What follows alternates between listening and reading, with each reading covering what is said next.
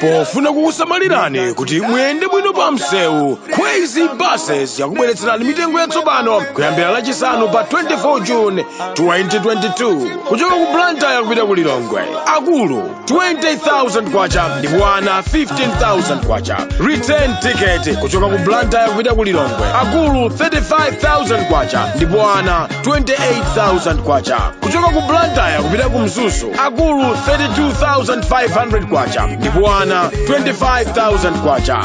Return ticket. Akulu 60,000 kwacha ndipo ana 47,000 kwacha. Kuchoka ku Mzuzu kupita ku Lilongwe. Akulu 20,000 kwacha ndipo ana 15,000 kwacha. Return ticket. Kuchoka ku Mzuzu kupita ku Lilongwe. Akulu 35,000 kwacha ndipo ana 25,000 kwacha. Mitengo iyi yamba kugwira ntchito lachisanu pa 24 June 2022. Ngati mukufuna kufunsa zofunsa zina, tangoimba foni pa nambala iyi 0886 780 355. Crazy Buses, miles of smiles to your destination.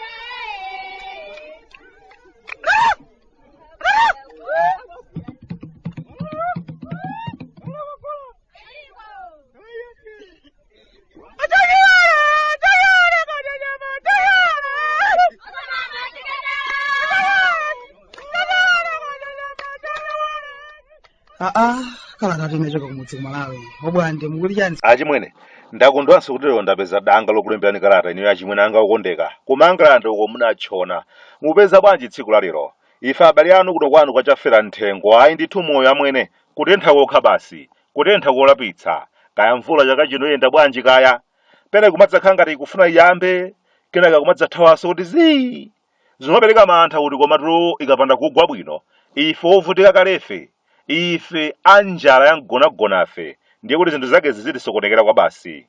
Leronso mapadera ndikufuna ndipereke sawacha kwa nkhwantha za maulendo pa basi kwathu kuno zomwe zija za Crazy Buses.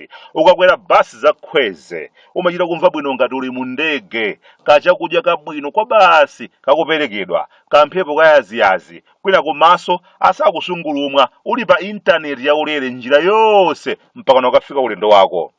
Ndimati ndikuchita nkhawa ndi mmene kumwamba kwakeko zinthu zilili zikasokonekera ndiye kuti ife odalira khasufe zinthu zilisokonekeranso. Ndiye ngati galu wakuda amapezekabe kuti sakutira mbalala ngakhale mvula igwe bwino, kuli bwanji mvula isokonekere zizatha bwino mwati.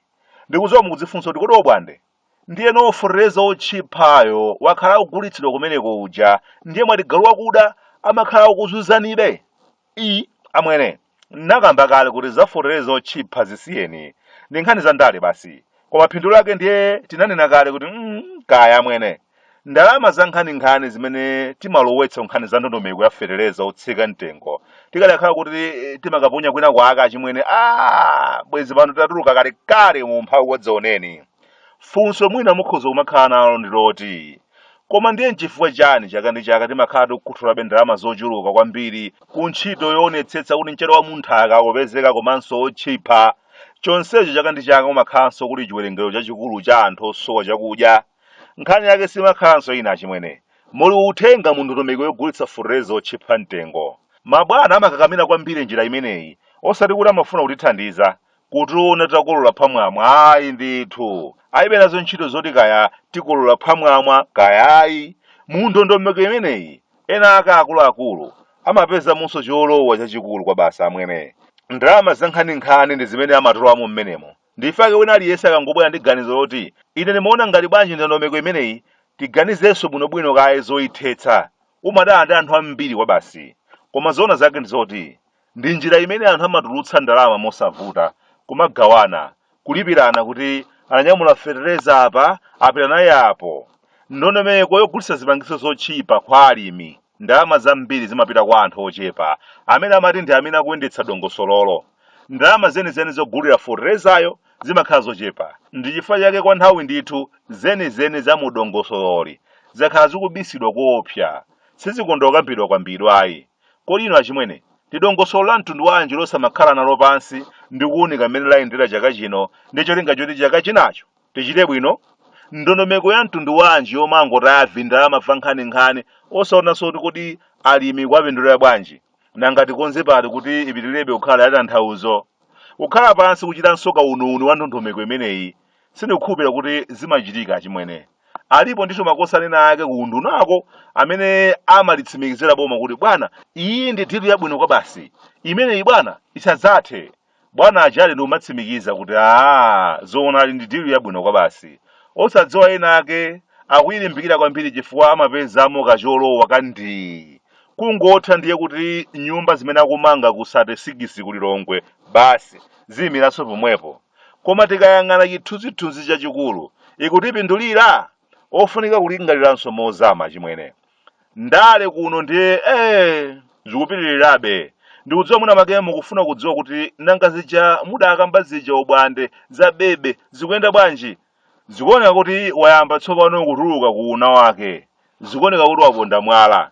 Zikuoneka kuti akukonzekera kwa mpiri za mu 2025. Sindikudziwa kuti mapulani ndi otani, koma ndi akulu kwa basi. Ngakhale onyata ukopatira tambala na onse akumati akakhala pasi pa mtima kumadziwa kuti mu chaka cha 2025 kuli gule. Ndakhala munthu amene sindimafuna ndizikambakamba za masankho a mu chaka cha 2025 kwa nthawi ndithu. Ndine munthu amene ndikumaona kuti ngati kwathu kuno chilikuko chakhala chikutivuta kwambiri. Chakhala chikutivuta chifukwa chokhala anthu achidwi kwambiri ndi masankho kusiyana ndi umoyo wathu. Kwa kanthawi ndithu takhala tiwika chidwi chathu chonse pa masankho basi. Akatha masankho awa timakhala tikuganiza za ena masankho obwera mtsogolomo. Zotsatira zake takhala timangowerukapo opanda dipo lililonse. Pepani ilo achimwene mukudziwa inu kuno kumudzi wano kwachafera nthengo sikutibe nkhanizi timazitsata kwenikweni achimwene. Akuti kaya kunyumba ya malamulo kaya akuti akufuna kaya kukatuluke nkhani za chani za masankho kaya akuti a 50 plus chani kaya uko okambawo tikumangomvetserabe okamba komabe sitikumatha kumvetsa kuti akuti bwanji. Ena amatiwuza kuti cholinga ndi chokonza bwinobwino lamulo la 50 plus 1 lidzigwira bwanji ntchito. Koma bwanji tasafe pepani tweti mwina mwake numbuli ube ifebe tikumangaona ngati inde nkhani ndi imeneyo chabwino tamva. Tumaonkhalabe ndi malingaliro kuti koma zimene zikufuna zichitikezi mwati ena ake sakagwetsera monso ina kumeneko. Ndikumangolingirira kuti ena ake sakanena kuti akuluakulu ine mukuona kwanga ndikuona kuti ichi 50 plus 1 ichi ndichosokoneza bwanji tibwerere komwe kuja kwakale kaya chifukwa chani kaya. Koma ndimankhala ndi maganizo amenewo kuti nkutheka mukambirana mwawo. Ena ake akhoza kukakankhira monso nkhani yoti ayi bwanji tibwererenso mbuyo basi izizi kwathu kuno sizingagwire zikufunika ndalama zambiri komanso nthawi tikhauli tilibe. Ndi mmene mahalayansi ayendera achimwene kwathu kuno.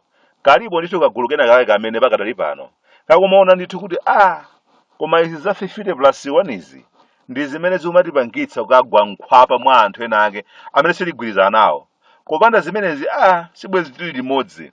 Inetu monga profeti bwande bwantasa ndiumadziona choncho ndithu kuti pomadzafika m'masankho ena obwerawa anthu ena akadzakhala cha chilichonse chotheka kuti tibwerere kwakale komwe kuja kwa watsogola wadutsa.